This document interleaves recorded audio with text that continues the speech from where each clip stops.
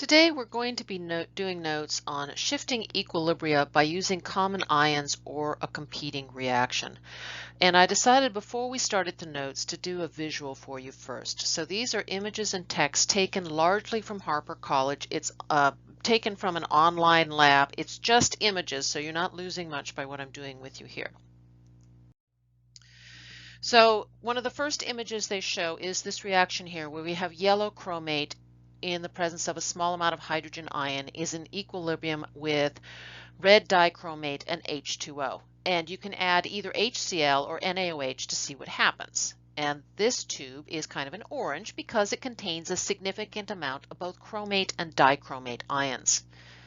So we're going to add the HCl, which means that we're going to be increasing the amount of hydrogen ion, which means that we should expect the amount of chromate to decrease and the amount of the dichromate to increase.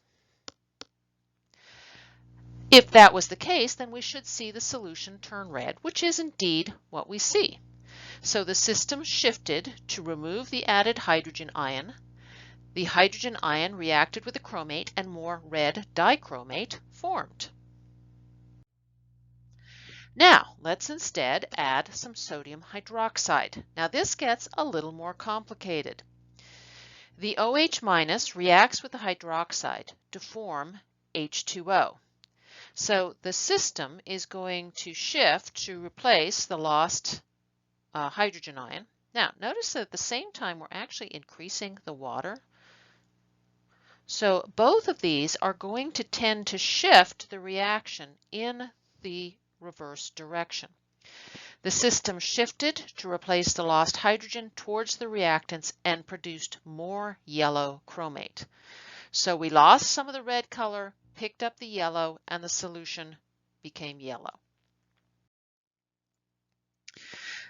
We're going to switch to a new system. This one is very well known. It's the cobalt equilibrium, which goes between a nice blue color and a nice pinkish color. We're just going to look at what happens as we add things. This is, if you go to the site, you can try these here. So the tube contains a mix of the cobalt tetrachloride complex, which is blue, and the cobalt hexahydrate complex, which is reddish.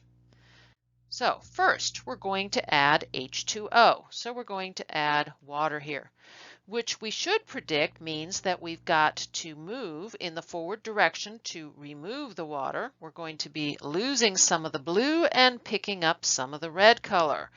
So that means that we should see the solution become more pink. The reaction shifts to consume the added water and produce more of the red cobalt hexahydrate complex. So the added water that we put in reacted to reduce the amount of blue cobalt tetrachloride. Now we're going to add KCl. Notice when we add KCl that it's going to dissociate to form K plus and Cl minus. Oh, look at that. This is called a common ion. So we have a common ion here. So we are actually increasing the chloride, which means that's going to be reacting with the red compound, and so we will be producing more of the blue compound as the whole reaction shifts in the reverse direction. And so we do indeed see that we have a darker blue color here. The KCl is the source of chloride ions. The system shifts to consume the added chloride. The added chloride reacts with the reddish copper hexahydrate solution to produce more of the blue cobalt tetrachloride. Last one, we're going to add some silver nitrate.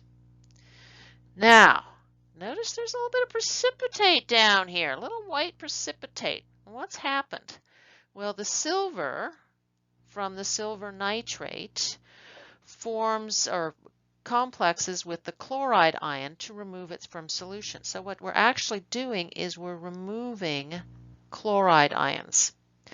As we remove chloride ions, the system is going to shift forward to replace the chloride ions which means that the amount of blue is going to be decreasing. So the reaction of silver with chloride ion removes Cl- from the solution.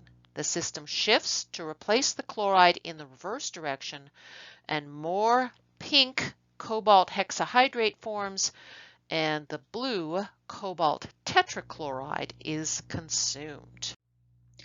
So you can go to the Harper College Virtual Lab to explore some other equilibrium by pictures, but for now we're going to move on to formalizing this with notes.